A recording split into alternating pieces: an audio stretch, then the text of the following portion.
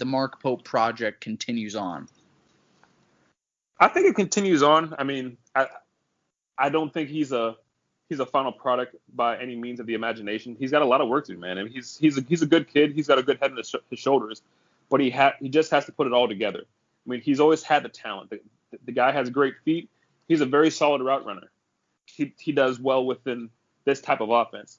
What he needs to do is just slow down. This is the point where in sports they say when you're a batter, the ball slows down when you're comfortable with a fastball or a curveball, whatever's coming. When you're a quarterback, the pass rush slows down when you're comfortable with your reads.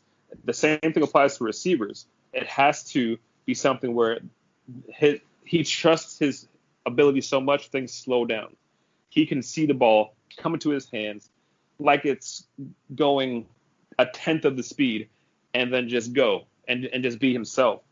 He just needs to just trust himself, trust what he sees, enjoy his confidence, and just be the player that he is. But I mean, I'd love to hear what you guys think as far as Pope and maybe receivers that may take advantage of him not being the best player he can be. Who do you see kind of stepping up in that role outside of him and Harley? That's you, Jordan. Go ahead. Dude, it's hard to say. Here's the thing: is I've been disappointed by D. Wiggins this season. You know, Marsh and I had been leading the D. Wiggins bandwagon all off season. He's kind of been like he's disappeared essentially. You know, he had the big touchdown catch against Florida State, but really other than that, we haven't. I mean, I can't off the top of my head, I can't think of another catch that he's had this year. I know he's had some. I just can't think of them. Like none of them were notable.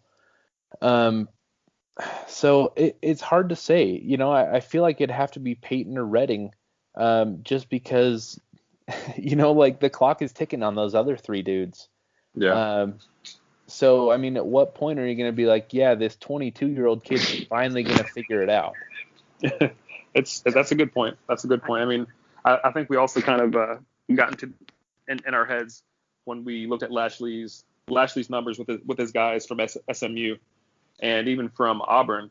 You see these guys with these big numbers, and I think we kind of assumed that we would get one or two guys that will get the bulk of the passes, and then the rest would kind of get here and there. But we really are seeing the ball spread around like crazy. It's like watching Drew Brees out there. Not comparing Derrick King to Drew Brees, but just the ball is being spread out so well. No one really has that opportunity to leap forward with a 200-yard game. Yeah. Well, they're both 5'6", so I don't think it's a bad comparison. Yeah. Oh my gosh. I mean, I'm still waiting for D. Wiggins to become a more integral part of this offense, not just on deep threats, but just, you know, normal passing concepts. And I mean, he doesn't have to run a go route every single play. And so I'd like to see more of him. I am waiting personally for Jeremiah Payton to show us why everybody has been so excited about this kid. And going into this season, everyone's saying, you know, Jeremiah Payton's going to go off for 1,000, 1,200 yards. I'm like, you know, that's all fine and dandy, but the kid still, I think he has like one catch this year. And I know that he's out of game because of COVID reasons, but do you think that he begins to put it more together, or do you see him developing in further years along his Miami career? You know what? It's tough because it's always difficult to prognosticate and kind of read into what a player will do with their first opportunities. With Peyton, his situation this year is very tough for him to get on the field, right? So the first game with UAB, their game plan was to absolutely stop the pass. And so what do? We run for over 300 yards. So there's not much opportunity there. King misses him in the end zone for a wide open touchdown. That's an opportunity that wasn't missed, not his fault, but just something that didn't come through. And then the COVID test happens, right? So he misses Louisville because of the positive test. But then you have to think about this. After the positive test, he's not allowed to practice. Yeah. So he tested positive, I think, the day before or a couple days before the game. He missed the entire week of practice for Florida State. So he just got back this Monday. So his opportunity to step up really is right now. I think if they can get him into the game, you have such limited film. I mean, really, the guy has only had that UAB game and maybe a couple of snaps here and there last year to really allow defensive coaches to get anything on him. So he's a blank slate to a lot of guys. He could really surprise this weekend because he'll be a shock to the arm for Brent Venables. So what you're telling us is that he's going to go for 100 yards this Saturday. 300. Okay. And that's a guarantee. Okay, I'm going to put money on it. Lock it in. Cool. I mean, I think he definitely has the talent. I mean, the kid is like an athletic freak of nature. When you see him in person, when you see him on the field, he's only 19, and so I think he does have a bright future ahead of him. I think a lot of people were quick to put high expectations on him. And typical Hurricanes fans. I want to switch to the defense. We all know what a great season Bubba Bolden's had, and we all know about Quincy Roche and Jalen Phillips. I want to ask your opinions on the defensive tackles. We know that Nesta has been playing a lot better now, and he's starting to become that defensive tackle we all thought he could be. What are your thoughts on, guys like John Ford, Jordan Miller? Would you like to see Jared Harrison-Hunt become that other starter at defensive tackle, or what are your thoughts on that position? So it feels like with the D tackle position, they're using their guys as the offense kind of allows. I think with John Ford and Jordan Miller, they didn't match up well with what they wanted to do or what the FSU UAB Louisville offenses wanted to do. There wasn't much opportunity, I feel, for them to be in the game for long periods of time. I think with Louisville, you want to have more guys in the field that can make plays and get into the backfield and disrupt him. And as much as I love Jordan Miller and as much as I respect John Ford for being this senior leader on the defense, there wasn't much opportunity for them to be on the field as much as they can to make an impact. So with that said, you're seeing more of a rotation with Nesta Silvera. You're seeing a lot more Harrison-Hunt. You're seeing guys that can get into the backfield and create havoc. And I think that's going to continue into the Clemson game because that's what you need to do in order to defeat Clemson. If you're going to beat that team, you have to get to Trevor Lawrence. You're not going to sack him often, only because he's a very savvy player. He understands the pocket. He understands getting rid of the ball and making sure you don't take those big sacks. So what you have to do is just rattle him, get him out of the pocket, make him throw on the run, which he can do well, but whatever you can do to harass him and make it difficult, you have to. And having John Ford there, who's more of a run guy, having Jordan Miller there, who's more of an absorber of blocks than he is a Warren Sapp of types. Having the guys like Hunt and Silvera and even Blissett and Hawley to a degree, having those guys in there makes it easier for Baker and for Diaz to really make life difficult for the quarterbacks we're facing. Okay, I know this is kind of a topic that's been thrown around, Kane's Twitter over the past few weeks. Would you like to see Manny Diaz take over the defense again, or are you confident in Blake Baker leading the defense from here on out? Oh man, it's a tough one. I mean, well, let me step back. It's not tough in the fact that you want the best play caller, and we all know that Manny's the best play caller. He has the experience. The guy's been doing it for almost 2 decades now. So he's the guy. Like he's excellent at what he does. With Baker, he's a good play caller. He's a solid coach, but he's still learning. He's still understanding certain things you can and can't do. Last year, he was really just uncomfortable with his roster. I don't think he understood his roster, felt comfortable with his roster until halfway through the season when things were kind of out of hand. So I would love to see Baker progress and continue growing as a DC. But in a game like Clemson, where you have to put egos aside, you have to say, you know what, Padawan, you got to take a step down, let me take the reins, pay attention, take notes, help out, still do your job as a position coach, and helping with the defensive scheme. But I think in this game, I want to see Manny take over. I want to see him dial up the defense, dial up the blitzes, and just make life difficult for the entire Clemson offense. I mean, what do you guys think? Do you think it might be stepping on toes for Diaz to kind of step in for Baker? Is that kind of a confidence step down for Baker?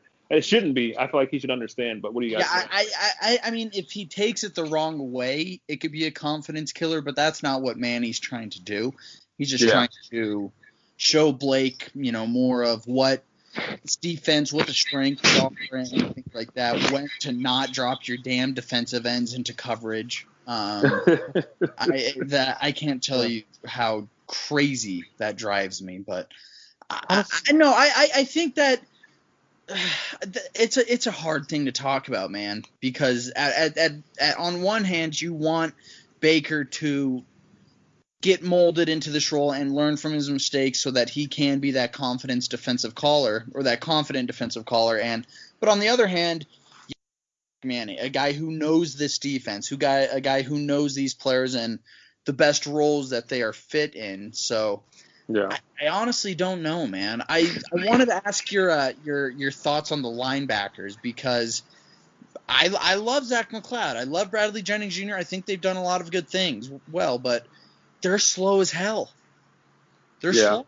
I mean, and I don't think there's no shame in saying that they're slow. Would you want to see Sam Brooks crack that starting lineup and go, for a more athletic, speedy kind of a defense? Because before the season started, I thought Sam Brooks would be starting beside Zach McCloud. I think a lot of people were thinking that. I don't think many were expecting Bradley Jennings Jr. to step into that starting role. What are your thoughts on the linebackers? Oh man, it's disappointing so far. I was excited for the linebackers, really, because McCloud is in his fifth year. You thought that his biggest weakness would finally find a fix. His weakness has never been athleticism. He's actually fairly fast. He ran a solid 40 coming out of high school, and he's always been the quicker linebacker of the three when he came in with Shaq and Pickney. The issue with him is that he's slow between the ears, and that's not to say that he doesn't have good IQ. It's not to say that he's not smart. He's a very smart individual. The issue is he just has an issue with diagnosing plays. Coming out of high school, he was also an outside linebacker, so he was really only asked to rush the backfield, get tackles for loss on running backs, get a couple sacks on the quarterback. I mean, he might have been a better defensive end, honestly, than a linebacker. But I think because he's the senior guy, they expected him to kind of figure it out, and it's just not happening. Same thing with Jennings. Jennings is another converted defensive end, and he also seems to be kind of not confident in what he's seeing in front of him. It's kind of like the give and take when you try to get these tweener players and put them at a position that will ask a lot more of them mentally than physically. When you're looking at a Louisville team that has the running back that they had with the dynamic quarterback they have, you will freeze. You will look at these guys, and when they make one move, you're going to freeze because it happens so fast. And you would think that playing against De'Aaron King, playing against these running backs would somehow break the ice for them, and it's just not happening. With that said, I mean, I don't know if Sam Brooks is in the same boat. He's another guy that was a tweener. He played more linebacker than those guys did in high school, but at the same time, is he able to diagnose? It's a situation that's kind of difficult because you don't really have a go-to guy right now at linebacker, and it's making things a little difficult for Diaz and Bacon when they're calling plays because you have to protect that middle of the field. Yeah, and I don't think that has been working very well with our bend don't break defense. Obviously we've gotten like solid results for the most part besides the Louisville game. But I don't know. I mean, teams have been driving on us, man, and the problem is when you're letting mediocre to good, like mediocre to good teams drive on you all game, and you're holding them to 0 or 3 points. What happens when you play Clemson? Like, because if we show that same kind of defense where we're not clamping down, we're letting them drive, and then we're forcing a long field goal that they may not make, like that's just not going to work. We're going to let Clemson go for a 40-yard drive. There's no way we're stopping them, especially consistently. We're not going to consistently put the brakes on 40-yard drives by Clemson like we did to Louisville. So right. I worry about it, man. I really worry about it because the middle of the field is so jelly soft on defense, and I don't know. I'm just having I was saying this, I'm just kind of having a hard time wrapping my brain around a strategy that will work, that I'm confident, like if we can do this, we can win. I'm not really